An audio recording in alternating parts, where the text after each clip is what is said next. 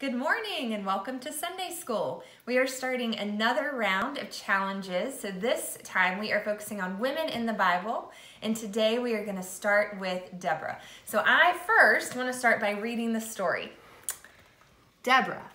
God's people had been captured by an enemy. They prayed to God, "Please help us get our land and our freedom back." God listened and sent a woman named Deborah to help them. Deborah was a judge, and she was very wise and faithful to God. She gave people messages from God and helped people talk out their arguments. Every day, Deborah sat under a palm tree. Men and women who had problems came to her for help. One day, God gave Deborah an important message, a message that would help free the people of Israel. Deborah gave God's message to a man named Barak. He told him, God said, "Take 10,000 men and go to Mount Tabor. God will help you defeat the king's army, and the Israelites will be free." Barak said, "I'll do this, but I need your help." Deborah, who was as brave as she was wise, agreed to go. She knew that God would be with her every step along the way. Barak and Deborah took 10,000 men and went to Mount Tabor. There was an awful battle. Yelling and fighting went on. The noise was loud and terrible, but God was always with Deborah and the Israelites, protecting them and keeping them safe. It was a hard fight, but finally Barak and the Israelites won. God helped them defeat the king's army, and there was peace for 40 years. So Deborah must have been very wise, very smart. She must have been very brave, and she must have been a good leader if she was able to help guide people and help to get the Israelites free. Now, there are lots of great challenges that are going to go along with Deborah for this week. There are some of the regular ones, like work on your memory verse or do the coloring page and the activity sheet. What I think would be really cool is if you drew a comic of the Deborah story. I think that would be a really fun challenge to complete. And you could make your own palm tree. Remember, in the very beginning, it said that Deborah always sat under the palm tree and the people came to her when they had questions or if they needed help with their arguments. So you could make a palm tree out of something, and I think that would be a really fun thing. Now, we do have a video challenge, and so for the video challenge, if you want, you can go ahead and get your little baggie that has the pipe cleaners and the beads inside, and then meet me back here and I will give you directions on how to make a really cool cross. All right, welcome back. Hopefully you have all of your supplies, and now we can get started making this really cool cross. So first you're gonna take your two pipe cleaners, you're gonna line them up, and we're gonna fold them in half, okay? Then you're going to get a bead that is different from the other 4 beads, and you're going to string it through your first pipe cleaner, and then you're going to string it through your second pipe cleaner, okay? Now we're going to do the top part first, and so it looks like a little cross right now, but we're going to make it look like an even cooler cross, all right? So now we are going to take this top part and pick out one of your short tubes, and you're gonna put that all the way through.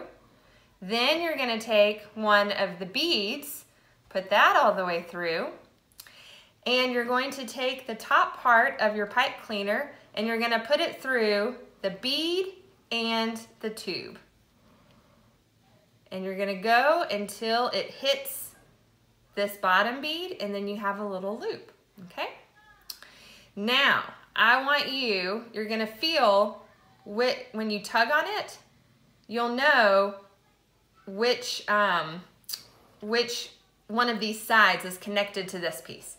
And I can tell that it is this side and not this side. And so I'm gonna go on the side that is not connected to it. And I'm going to make this a little bit shorter. All right, so I'm gonna take another short one. I'm gonna take a bead, and then instead of going through the bead this time, I'm only gonna take it through the tube. All right, and so now I've got 2 sides of my cross done. Now I have this part, and we're gonna do the same exact thing. We're gonna put our tube on. We're gonna put our bead on.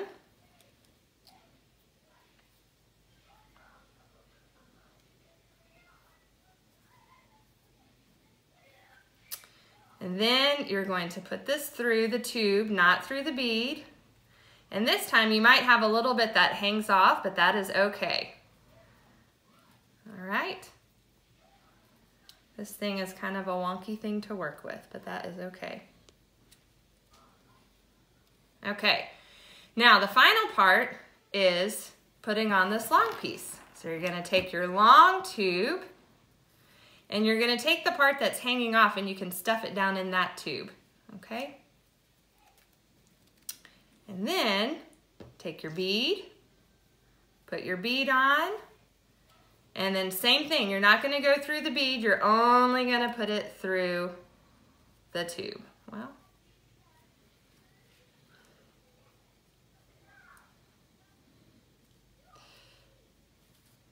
okay. And now you can take this and you can go through the middle bead and tighten it up. You may have to have a grown-up help you with this part, just finishing it off and getting everything through. And then you can just kind of move it around however you would like. And you've got your little hanging cross. All right. I want to tell you these crosses, all of these little kits were put together by somebody very, very special in our church. Her name is Miss Benet, and Miss Benet loves kids. She loves the kids in the church, and this is something very special that she put together to let you know how much she cares about each of you and to give you something fun to do with Sunday school. So just say thank you to your TV. Thank you, Miss Benet.